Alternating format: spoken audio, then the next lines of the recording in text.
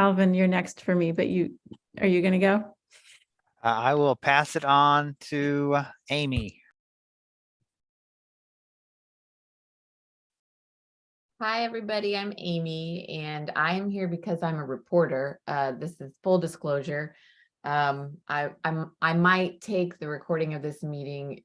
It depends, and hopefully include it in some reporting that I'm doing about the Indianapolis's first planned community land trust. So I report for a radio program called Making Contact, and our website is radioproject.org. I'll put that in the chat in case you want to check it out. So I'm here to listen and learn and report. Awesome. Thanks, Amy. Oh, I forgot all the questions. Sorry. 1 to 10, I'm an 8 as well. My color would be like kind of a orangey red, like a very like Caribbean bright. And what was the last question? Check-in I have written here. I think you answered it. What brought you here today? Oh, okay.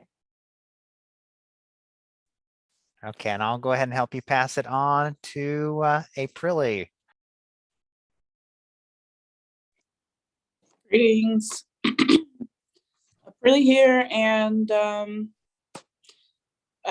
we and I interchangeably, and my number today is A2. It was a 1 until we started this discussion. Had a little difficulties this morning, and let's see. My color is field green, just a plant, light green. What brought me to this discussion is a long journey with housing in Indianapolis and throughout the country, as well as in my experience living abroad. We also believe that housing and shelter are a human right. And we are considering working in the field of housing again. We once worked in the field of housing as a health inspector, and now we're considering doing so as a property manager. So I'm a community member and longtime supporter of Pepper. Thank you. And thanks. thank you. Would you like me to pass it on to someone? Yes, please do. All right. So how about Jeb? Hi, everyone. My name's Jeb Reese. I work for Intend Indiana. At Intend, I manage the land bank and also work on different affordable housing projects. Today, I'm feeling like an 8. I also think that the color I am associating today with is sort of an earthy green. And I'm here today because I'm really passionate and interested in, the topics that we're discussing. I'm a law student in the evenings at the IU McKinney School of Law, and I'm really passionate about landlord-tenant law, property law, land use law, and really wanting to bring these issues to the forefront in the work that we do with affordable housing. So I will pass it on to Hannah. My name is Hannah, and I would say I'm like a high 7 today, a 7, but like almost an 8. And my color for the day is orange. And I have been interested in reading all the books on the book study list for a long time. Some of them I have read Evicted, but other ones I've not yet read, but I have on my bookshelf. So excited for this opportunity to read and discuss in community. I'll pass it to Erica. Hi, my name is Erica Foch. I am the Education Outreach Coordinator at the Fair Housing Center of Central Indiana. My color is pretty much always aqua blue. My number today is probably a 6, leaning towards a 7 now that we're doing a book discussion. And what brought me here today is I'm an avid reader. And I am relatively new to the housing nonprofit sector, super excited to be learning a lot of stuff. And Evicted was my first nonfiction book that I read like a couple of years ago, and I attended Matthew Desmond's talk. So I'm super excited to be here today with you guys. And I will pass it to, has Gabby gone? No, I haven't gone yet. Good morning, everybody. My name is Gaby Lorino. I am a freelance journalist in Fort Wayne, Indiana. I came here from California, and before that, I lived in Florida. I was pretty amazed to find out about how bad the eviction rate is here. And that's actually what my group reports on, is housing and affordability and eviction. And unfortunately, it's a very big problem in the Midwest. And even as a renter who can make rent, it's sad to see where the laws have gone and how powerful the landlords are and the corporations are, and how they can just charge extra for whatever. So I had the privilege of getting to interview Dr. Desmond for one of my first assignments with my group, and I'll put up a link to that if you want to look at. But he was brilliant, really smart guy, and I did read the book to prepare for the interview. It's been a while, but I wanted to at least, I'm working on a report right now for my other job. I wanted to at least listen in and hear what you guys had to say. So so thank you for including me, and I will pass it on to Stephanie. Has Stephanie gone yet? Nope, I have not gone. Thank you. Okay. I'm Stephanie Quick with Intent Indiana. My color today is a sunshine yellow, sort of like this color of my top. I'm feeling like about an 8 today, I would say. Feeling pretty good today. What brought me here is I currently at Intent Indiana, I work primarily in regards to housing on the homeownership side, but it is always of interest to me really because of my upbringing in substandard housing, as well as what's keeping folks from moving on, either just from safe, decent housing, what those barriers are, and then of course what those barriers are to home ownership as well. So that's what brings me here today. Just a lot of my background is associated with affordable housing. I will say in regards to the book, I found the book to be a very easy read. To me, it was unbelievable but believable. Some of the things that the folks in the book had to go through and experience, the book definitely read like it was a fiction book. If you didn't know that those things occur on a day-to-day basis across the country, you would think that you were definitely reading a fiction novel. So that is me, and I will pass it on to Victoria.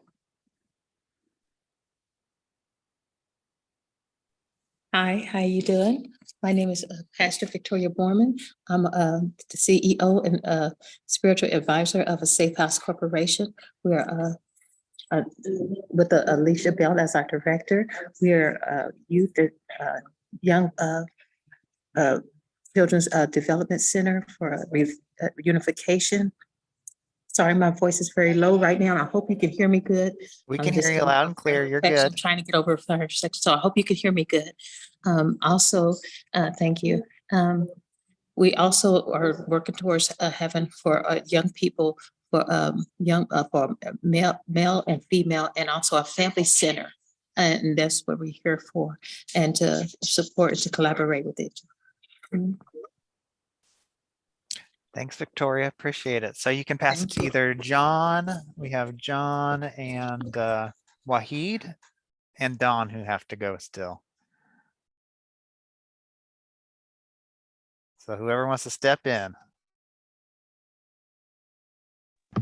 I can go. Oh, sorry. Go ahead, John. Get my video on. How's everybody doing? This is John Jamerson with Legacy Taste of the Garden down in Southern Indiana, Laos Station, originally from Indianapolis. Um, I am a grade 8 today. Going with the sunshine yellow, also feeling bright and everything. My purpose for being here as I'm into trying to help with community development through agriculture, also looking at how to help to sustain communities and stuff. I know that the housing issue also aligns with the areas that are considered food deserts also. And so I'm just here, one, to listen in, see what I can pick up and learn, and how I can implement some things, maybe make some contacts and things of that nature. And with that, I'm gonna pass the mic to my man Wahid and let him take over and go from there. Hi, everybody. My name is Wahid. Sorry, my camera's not working right now. Yeah, I'm excited to be here, working to learn more about the housing space in Indy. Yeah, I'm a funder, but I want to be in community with people as much as I can, fund as much as I can. So great to be here. Glad to be here. Always love being at anything like Kepler is hosting. Thanks, Wahid. Appreciate it. And I think last but not least, we have Dawn. Go ahead. We're just doing quick intros, just your name, how you're feeling 1 to 10 today. If today were a color, what color would be, and what brought you here today? Dawn Lindsay, Real Estate Development Director with Intent Indiana. Number, I would say 8. And color green. I see the grass for the first time in a long time. So that's it. What brought me here? I purposefully did not read the book because I wanted to get some other people's perspectives on it and just see how that fits in with my life experience. Awesome. Thanks, Dawn. All right. Well, I'm going to go ahead and pass it off to whoever wants to kick it off. And I'm thinking maybe we start with how reading the book, like the feelings, if someone wants to share kind of your experience with the book, how it made you feel, and maybe some of the things that surprised you or changed your perspective.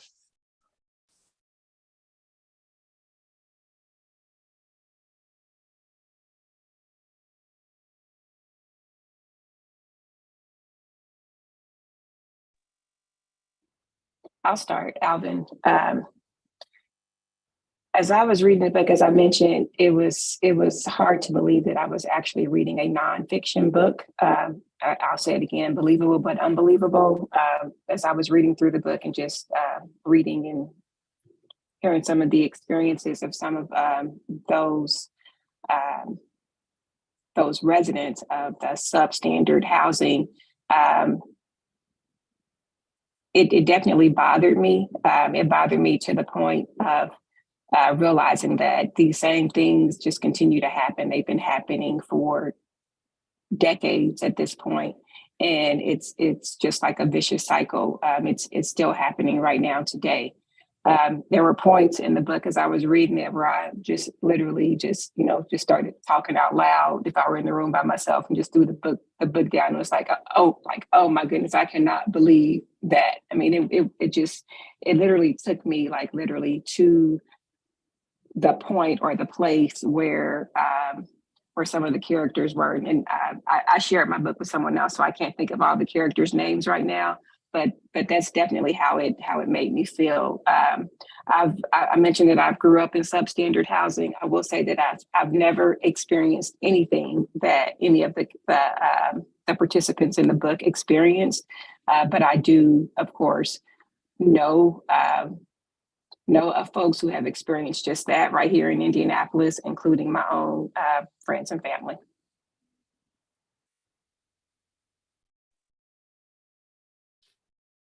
Thanks, Stephanie. I just want to add that, we hear so much about regular people being priced out of the housing market and what a problem that's become because what I've heard is that the interest rates were so low that it was better for investors to buy up housing and then rent it out at a big profit. And so a lot of players like BlackRock and others got involved, which was super lame and and difficult, and really has hollowed out the middle class in America. I really was shocked to find out how much places that you would consider not kept up at all. I was very shocked to know how much they could get away with and how big their profit margins were. And it makes sense.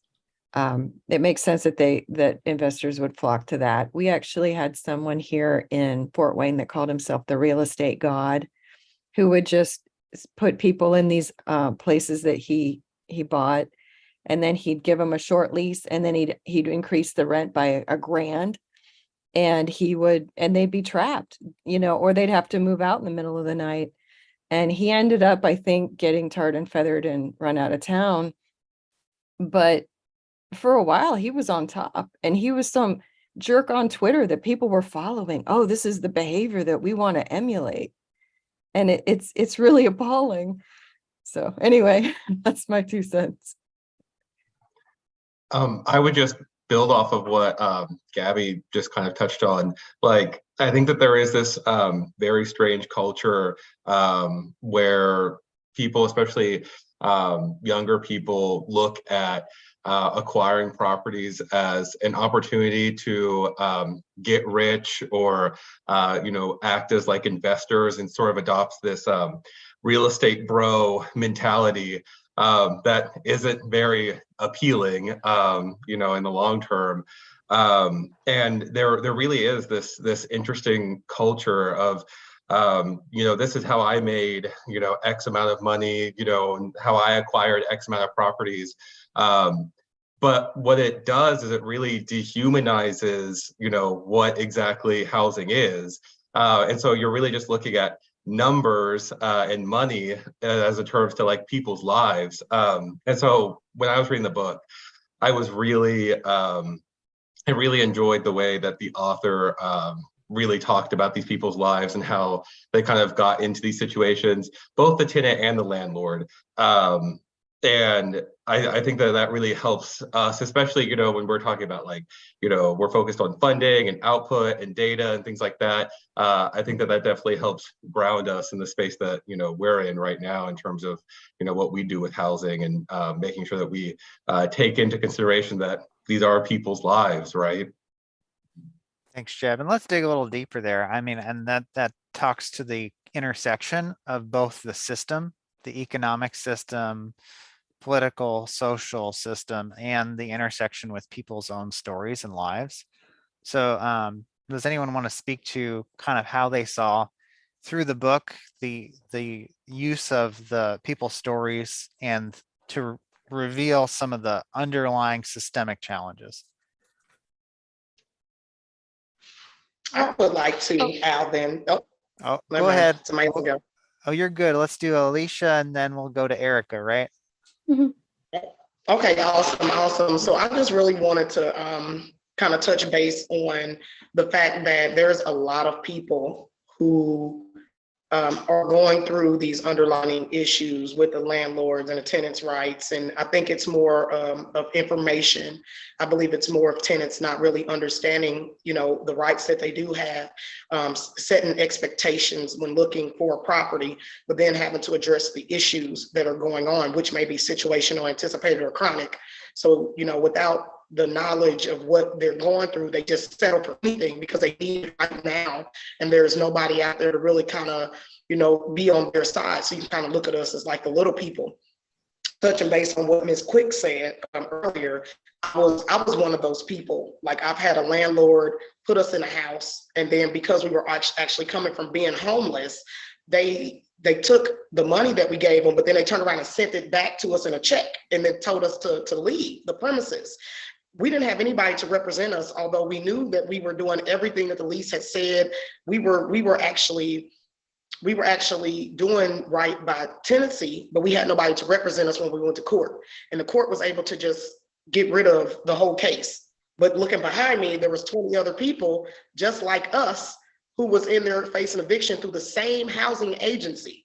There was nobody there to help us. So yes, evictions have been exacerbated. There are rights that that the landlords are using to get over on the tenants. This is real life stuff. I'm not a bad person, but something happened to me within housing, and there was nobody really address it. So I feel like the stories that have been heard through people are life changing, because once the stigma gets on your back, it's harder for us to move forward. You were a person who did pay rent, but something happened that may have been anticipated or situational, and they couldn't move with rent. You have to look at the stigma that the court has placed on their back. So there's these stories, are stories that need to be heard, because it addresses what's going on with the homeless issue. There has to be a way that just because you go days and you cannot find a way to pay the rent or deal with that situational anticipated or chronic emergency need, there has to be something else in place. Because just because a person can't pay their rent don't mean that they shouldn't have somewhere else to live. I think the more people that pay attention to the cause, and we keep telling these stories, that they begin to be heard. And that's kind of like the reason why a Safe House Corporation is set up the way it is, because understanding that social welfare side of everything is very important. These are social welfare issues that we're dealing with, that we're addressing today. Although the need is there as a charity, but there's a greater issue, and that's creating sustainable laws that will help people be able to still obtain housing and still be able to have a place to lay their head, although they went through a situational, anticipated, or chronic emergency need. I feel like we really need to address that, and I think there's power in numbers, and I think that's why everybody is kind of in this picture right now. This is not all of us, but this is a handful of people who kind of cohesively understand that have been told and portrayed in that book, and that what we actually go through. So just really hammering down on that.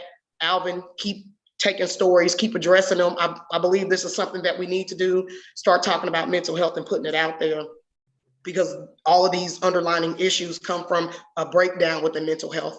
I believe that there's so many different ordained things that can happen to us all. At any given time, anybody can be thrown off the rocker that they're used to. But one of the things that we also have to look at, and I say this to a few other constituents of mine, is that looking at these people, they are the minority people. And once you deplete a minority person of resources, what else are they supposed to do? Where are they supposed to go? And that's why we are experiencing crimes against humanity right now, because there has been a breakdown that nobody's addressing.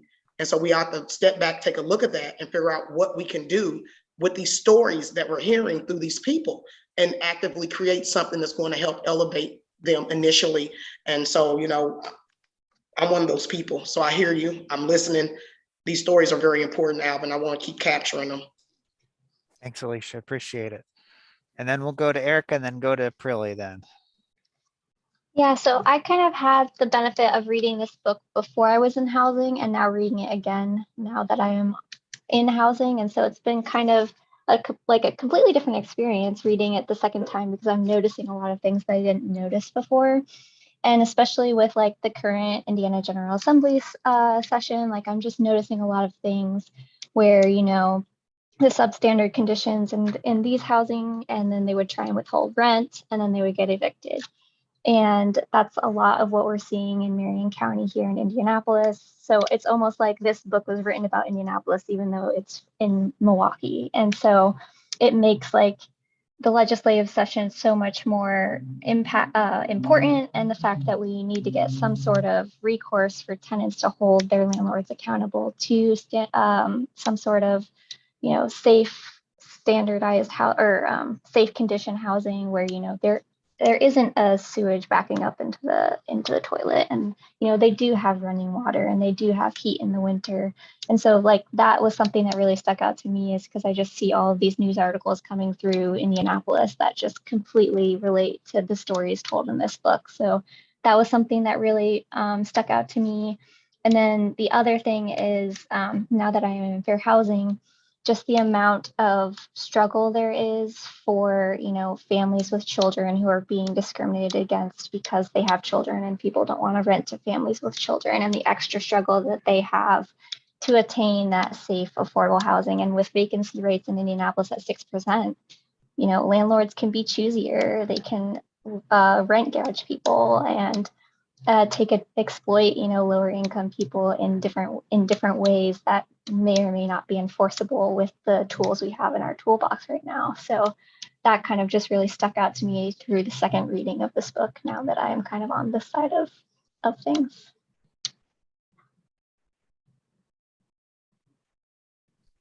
Thanks, Erica. Prilly, go ahead. Okay. So I wanted to say thank you to everyone who's here, present, and chiming in. Thank you, Alicia, for sharing your story, a bit of your story. It felt very impactful. And we wanted to ask a question, if we could pose a question to the room, just to kind of read the room. We want to ask who maybe amongst us has not experienced housing insecurity, and maybe you respond, maybe you don't. It can be rhetorical. For me, having experienced housing insecurity for some time, it makes me feel like this, as much as many other texts, it makes me feel like this is very scholarly and sometimes a bit removed from the actual experience of not having a place to go in your home country, things of that sort, just so I just wanted to kind of ask the question as to whether people would be interested in kind of like filling out the space in the room in the container, and to just see like who amongst us has never experienced housing insecurity, and just to acknowledge maybe the difference between like being able to read a book about something as critical as shelter versus like having experienced it. So I hope that's well received. Thank you. Thanks, Prilly. So, and I'll use that as a cue. Again, if people want to share their experiences and bring it into, I think the idea for the discussion is to use the book as a prompt to really talk about our own experiences and the experiences we have in our community, whether it's ourselves or friends and family. So I'll open it up.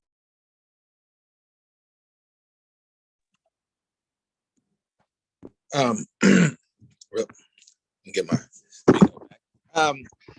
I myself have not, to my knowledge, experienced any housing insecurity. I've, grew up in, my parents own their home. I bought the home from them, and where I live at now, I own a couple homes. With that being said, I do have a sister who faces those issues. Oftentimes, I've had to assist her throughout the years. My family has. There's been times that we've helped individuals in our family who've transitioned from one city to the next to be able to transition. Neighbors and friends that I've known that have gone through these situations. I do believe it's a deep concern that we need to strongly consider how we approach it. I see that as well as the issue with food insecurity, that in a sense it's a way to be able to manipulate and to be able to oppress individuals. And so for those who are out there that are experiencing it, I deeply feel for you. Those who have experienced, I feel for them also. And I don't consider myself above anyone or even above in the future having to go through this situation myself. So that's why I try to address issues that I don't like. Even if I see it in others, I try to address it and see how I can combat it. Thank you. Thanks, John. And I'll add in, for me, and again, I was having a conversation, for me, I haven't experienced it in part because of a lot of support from my own family and community here at Kepra. So both my mom was able to sign so I could buy a house, which was what made it possible.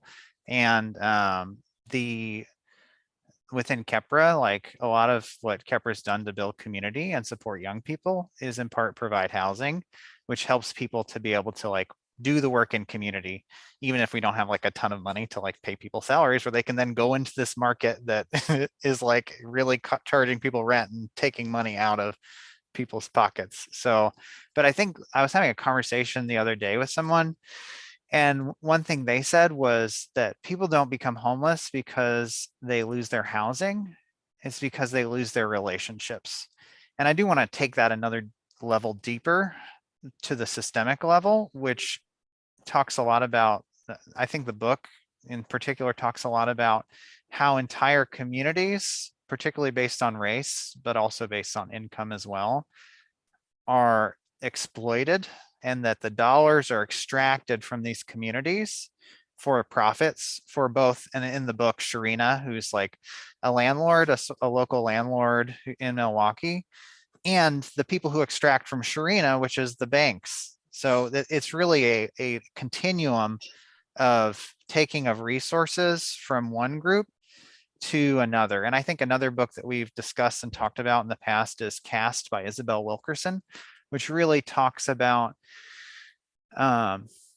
America and really our global cultural society as a caste system that is predominantly based on race, but not exclusively based on race.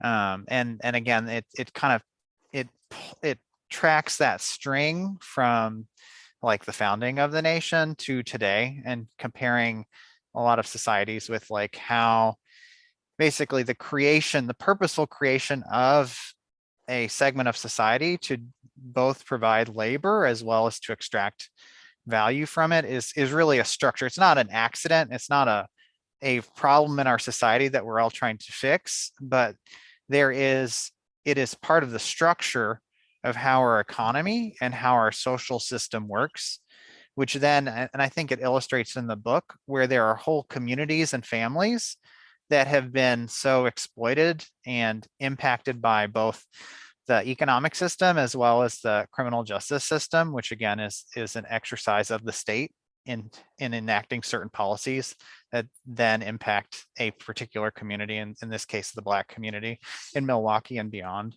So I would say, like, for me, that's really what it pulled out within Evicted, was the personal stories really helped to illustrate, and not just through raw, like dry facts, because we are so numb to like numbers, I think a lot of times, but through actual people's lived stories and experiences in the book or in our own lives that we can connect to, really helped illustrate this extractive system. And for me, trying to think through that, building that understanding, what can we do about it to rebuild those relationships and to find ways to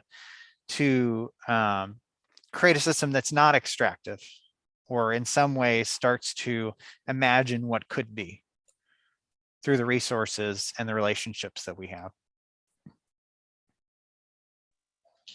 Real quick, I just want to jump in with you, Alvin. You're absolutely correct in the manner of speaking that everything's been done in systemic. That's exactly what it is.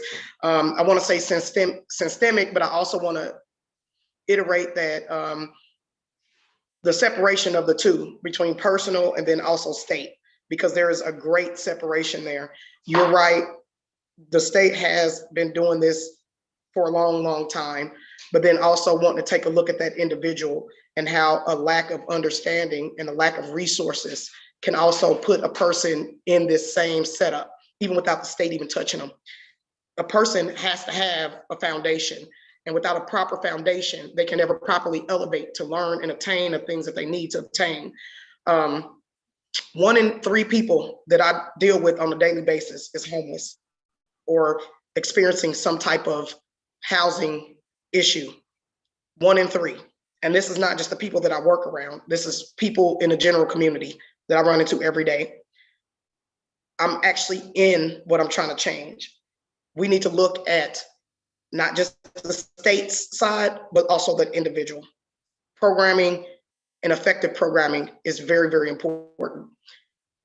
The idea of understanding that just because a person is minority, that we need to just give them free, that's not going to work. That does not do anything but exacerbate the situation.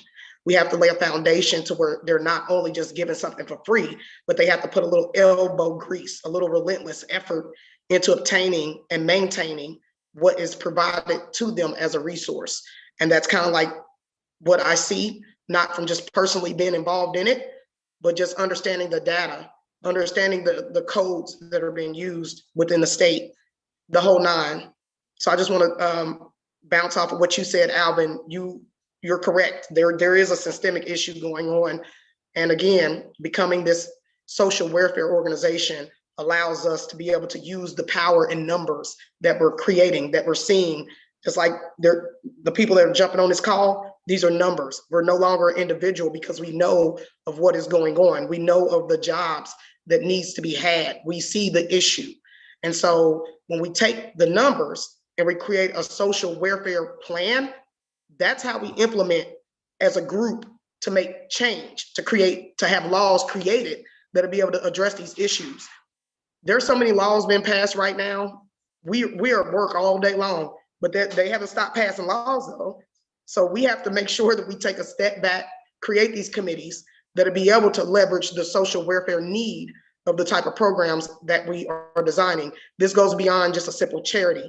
Again, we're starting to look at crimes against humanity happening right here in Marion County. And I think we really need to tap into that and understand what that means and understand the power of numbers and how they can help leverage the Kepler Institute in their goal in creating sustainable housing and developments for the people. Alicia, can you speak a little more to that idea of the importance of not just giving, but the idea of people taking action and agency?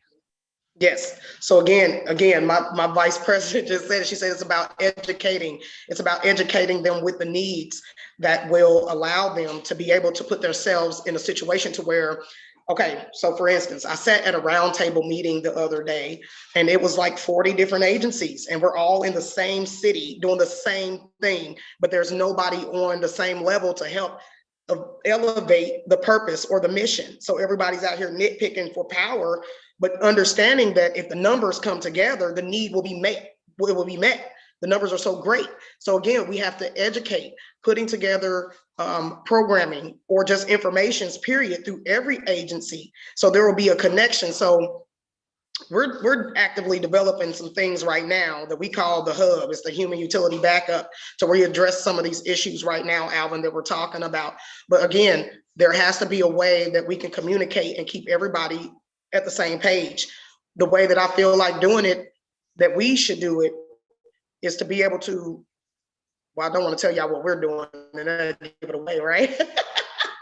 But anyways, just really addressing the need education more than just talking to somebody and letting them pass through your programming. It's actually taking that time out to one-on-one, develop that programming. I was in foster care when I was little. My mom and my dad loved us dearly, okay? They would have killed and maimed and tamed anybody who would ever try to hurt us, but they didn't have the proper tools to take care of us. And DCS moved in. Our families was one of those families that made DCS what it was when it first started, okay? They exacerbated situations instead of addressing them. We don't want to exacerbate situations. We do want to address them. Again, if you're doing housing, if you're doing mental health, if you're doing psychology, if you're doing cooking, if you're doing all of this laundry list of things, there are programs that can be created that help educate the individual to get out of the circumstance in which they are in. Sitting at that roundtable meeting, I heard a person say, and they were at the government level, they said, a person came in, their income was 10,000. We're doing our program, they added an extra 10, 12,000 to their income. In my head, they're gloating about it, but I'm like, shit, that's nothing. They're still minority, they're still in poverty. So you came in to exacerbate a situation, you gave them a couple more dollars. Well, we want to take it to where, yes, they come in at 10, 20,000, but when they're done with your program, they should be at 60, 70,000. Because if you look at the income ratio to living, it was $17.56 an hour before the pandemic to get them out of poverty. Well, since then, we have 6 bouts of inflation. So how much does it cost to live right now to get you out of poverty? So we need to look at the current data that's available, and we need to figure out what kind of program that we can use and implement, which is the services that we all provide, to get them on a trajectory to where their income can be balanced out. And you'd be surprised that sometimes these people already come with innate or inherent talents that can be capitalized off of to put them at the rate where they need. But they need an individual to take time out to kind of undress that, unpack it, and educate them on what they need to do. And we're not talking about 6 months to a year worth of classes and sessions. And no, it needs to be rapid. They need a rapid hit of understanding. And typically that will come if you sit down and you put it on a roster and you figure out what the needs is, what the needs are, and how we can address them and put them into a service that will be with Monica or Amy or Averly or Alvin or Alicia. They belong somewhere. So we need to figure out how do we address the somewhere and get them at a level to where they can be most functionable. Yeah, thanks, Alicia. Appreciate it. And I do want to open it up. We are coming up on time. We have about 5 minutes left for this book's discussion. So I want to open it up to anyone who hasn't got a chance to share yet. Anything you want to share, including Bobby, who joined us. If you want to come off mute and introduce yourself briefly, just your name and what brought you to the discussion today. And if you have any thoughts on the discussion so far or the book. So I open the floor. Bobby or anyone else who wants to share. Thank you. Greetings, everyone. I initially got on this mailer from attending a virtual workshop on land trust. But I saw that it was I didn't even know this call was today. I just saw it pop up in my mailer. So I'm glad I jumped on at this time and to hear what the sister had to say. I think what she was talking about is really a clairvoyance when it comes to just average people like myself, just having that education to, quit falling into the systemic predatory practices that have been created for us to fall into because we don't have the knowledge and we don't have the understanding. And, just giving us dollars to make it seem like it really helps us and still not understand how to allocate that dollars or to keep from allowing it to be taken at the end of the year through taxes or whatever. This is something I really believe that our community needs more of because it's really a shame that we got to continue to be in this kind of hamster wheel of a system to try to move to a place of having sustainable living and, being able to, just do our best to be a good citizen, So I think today's, from what I was able to hear, was right on point, and I would love to be and get more involved with some of these programs to be able to assist. And, like she was saying too, we might already have little gifts and talents that we can plug into these things. And, I think that the goal is to know that you don't have to reinvent the wheel, but you can just tap into the, the opportunities or offer your gifts and talents to people who need it, to where it can pull you along the way. And just to give a short example, for me, I'm a first-time home buyer, and how I was able to get the home was through a program that was at the John Bonner Center. It was called a NDA or some program where they matched your dollars 3 times. And at the end of like the 3rd or 4th year, the funds that you put in wouldn't exceed $1,200, but the funds you got out was close to $5,000. And the funds that you got out, you could only use them for three things, which was to pay for schooling, start a business, or purchase your home. And if I would have never got into that program, I still would probably be renting or struggling with renting.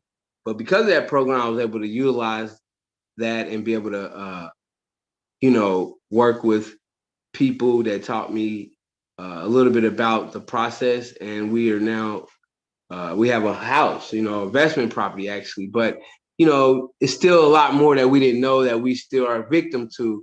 And that's where I think when you have these allies that are organization that can help you because they went through that area of stress or struggle, it becomes something that we really need to do. So yeah, I'm so happy that y'all are offering this type of information, and I definitely want to continue to be a part of these Zooms and a part of any upcoming in-person workshops too. So yeah, thank you very much. Awesome. Thank you, Bobby. Actually, I have to hop off, so I just wanted to say goodbye and thank you all so much. I really learned a ton, and I took some notes. I'll pop it in the chat here. Awesome. Thanks so much, April. Thanks for Thank joining you. us. And I Bye. will just a reminder that we do have another session on Evicted. So if y'all want to come back for part 2 and dig a little deeper, it's going to be on March 21st at this time in the evening, 5 p.m. And we'll send out a link, make sure we send out the right Zoom link this time.